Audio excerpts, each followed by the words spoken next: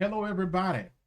I am Willie Subbett III, founder of RightTouch Solutions, and welcome back to the RightTouch Rundown, your weekly dose of operational strategy and nonprofit clarity.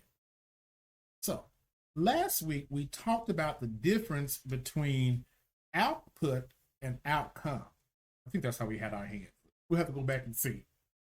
If you haven't watched that one yet, go back, start there, and come on back here. Or don't do that. This is your YouTube channel. I can't tell you what to do, but I will tell you that we will be spending time today building on last week's lesson. But we're going to do a little bit more practicality today. Now, if you walked away last week thinking, okay, Willie, I get it, but how do I actually measure this thing called outcome without a whole department? My friends, the answer for you is in today's episode. Give me about 10 minutes and we're going to bust it out. Here's the good news on the upfront. You don't need a research department, 3 consultants, a statistic degree, or even a heavy gust of wind from the southeast to measure your impact well. You can do this very simply. Let's start with one of my favorite tools that we'll be talking about today, which is called a logic model. A logic model is just a simple way to show how what you put into your organization leads to the change you're trying to create. Whether it's money, staff, volunteers going in, actual change in people's lives coming out. That makes sense. A logic model is that bridge that connects the two in plain language on one page. Hear me, all of my wordy founders and people who love to write, I'm one of you. I get in trouble all the time because I like to write. And we got to bring it down to one page. A logic model, yes, may sound intimidating. I promise you it's not. You got this. Yes, it's one page that answers 4 plain questions. 4, just 4. What do you put in? What do you do with it? What comes out the other end? And what actually, we're going to do it this way because that's weird. And what actually changes because of it? Those 4 questions. I always like to have an example. I've been working a long time, so I got one for you. I worked with a food pantry actually a couple of weeks ago. Very small team, big-hearted people, feeding a few hundred families a month. They're doing the work, Their board chair pulled me aside before the first meeting and told me, Willie, I know we're supposed to be measuring impact. I know you're getting on me about not having impact numbers because I get on them. But nobody on this team went to school for that. We just want to count boxes and hope for the best. And that's honest. I want people to be honest with me because how can I help you if you're not going to be honest? So I told her, you don't have to be a data scientist and love numbers and raw data like I do. I'm a nerd. I love being one. You just need one page. So we sat down together and we mapped it out. What goes in? Let's think about it. If we're talking about this food pantry, it'll be food, volunteers, funding. Just keep it real simple. Of course, it's more. Next, what do you do with it? Well, what do we do with that food?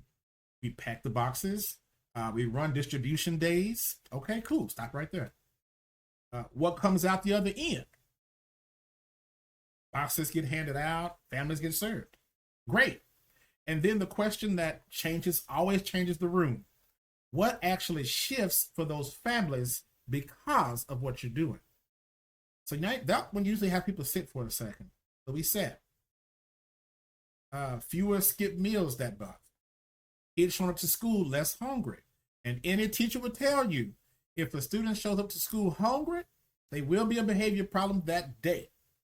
But when kids have the psychological safety of knowing I'm going to eat, it changes the atmosphere. So that's it, friends. Just those 4 questions. We answered all 4 questions that quickly. Wasn't even a minute. That's the logic model. One page, plain language, no jargon.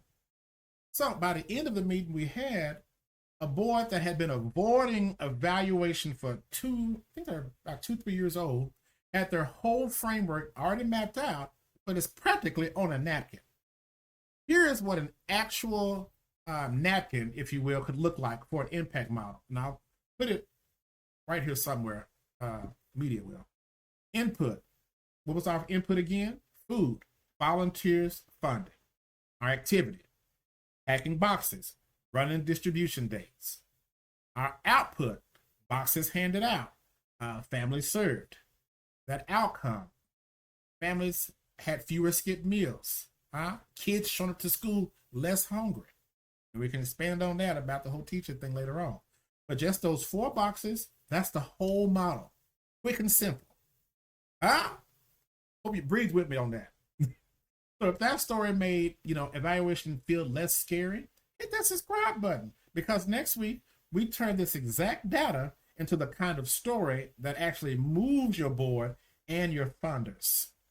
And side note, if you want to get a little bit deeper knowledge on logic models and really expand into it, my good friend Alyssa Studer is going to join me in February for an interactive session. So bring your laptops and get ready for it. Keep your eye out for those dates. We're going to finalize and get it out to you. I'm very excited about it. Let's continue. So once you know you're supposed to measure outcomes, the instinct that you'll have is to measure everything. I got to measure everything. I'm doing inventory, making sure all the pots are over there, all the water bottles are over there. But here's what leaders overcorrect, because y'all do this. The thinking becomes, as I just did, I'm going to track everything just in case. Everything needs to be tracked. Got to have it. That backfires each and every time, because nobody, not your board, not your funders, not even you, will actually look at 40 to 50 numbers on that spreadsheet and make sure you have it each and every time, because it can just keep going and keep going. Just pick 3 to 4 indicators early on when you're starting this that answers the real question. Not the easiest question to count, the real one. Let's go back to the food pantry example.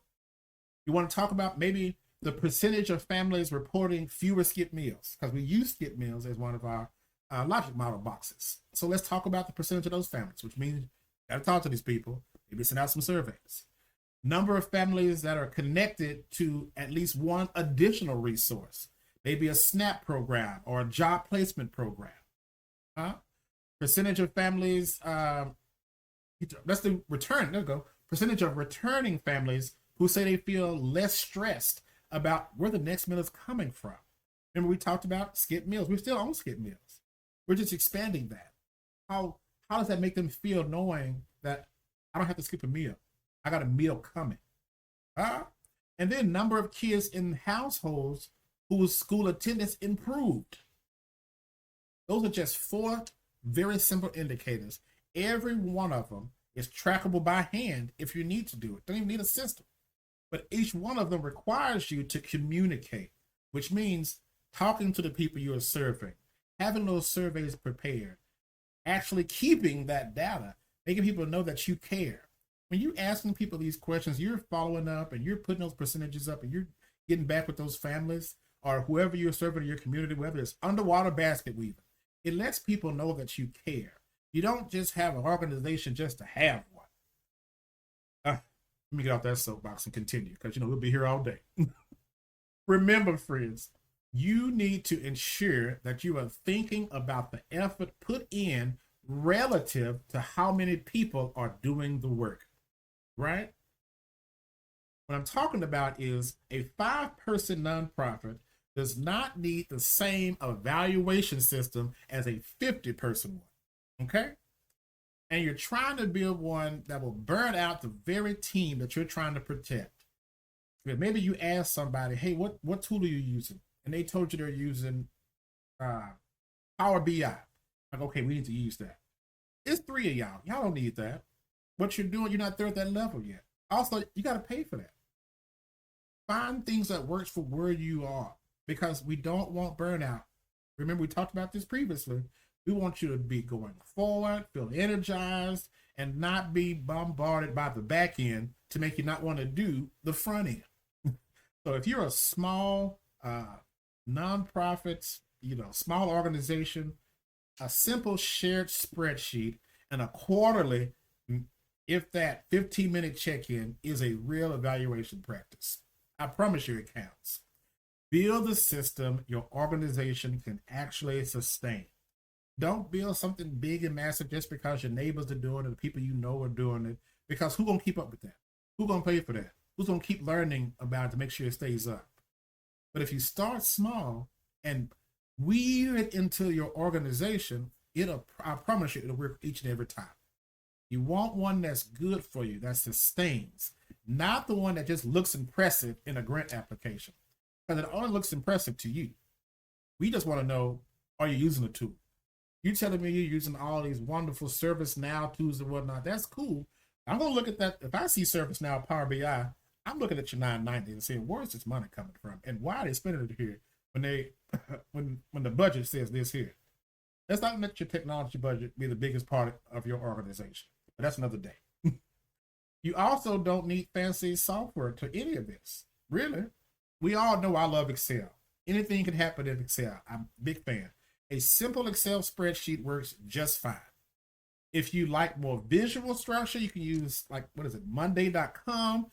That'll let you build a tracking board without too much of a learning curve. They have wonderful videos as well. If you want something in between, kind of a lightweight database that I feel doesn't need a big tech person or staff is Airtable. That's pretty much worth a good look. Plenty of small nonprofits run their whole tracking system on Airtable or Monday.com or Excel. GiveButter, that's another one. That's a really good one. They also have a CRM tool in there too. But those tools are very low cost to no cost. I know Excel and GiveButter, you can go through TechSoup and get those. So think about that. You don't need nothing fancy. We just want you to get started. Because if a price tag or the knowledge behind the tool is a barrier, you're not going to do it. You're not going to be consistent. So remove that and get simple with it. I told you I'm going to be for 10 minutes, and I think I hit it. So I'm going to get on out of here because, I'll keep going. Remember, friends, you do not need to overhaul everything this week. Pick one program, map it with the 4 questions, choose your indicators. That's enough to start. Don't kill yourself this week trying to do it all because, I get it now. The light bulb done turned on. 1. There was a partner who I loved to death many years ago. The best way to eat an elephant is one bite at a time. You got this. Next week, my friends, we're going to talk about what to do with the data once you have it.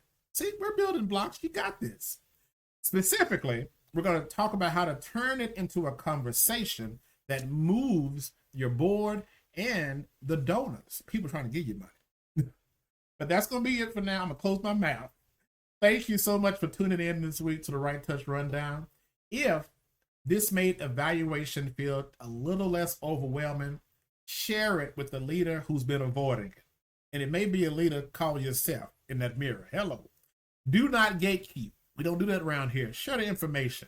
Now, before you go, mark your calendars. November 12th, here in Texas, I'll be partnering with Dr. Aaron Wilson of Design Ideal Consultant to host a one-day leadership intensive built around the idea that leaders who know their identity build stronger teams, better retention, and greater organizational readiness. I would love to see you there.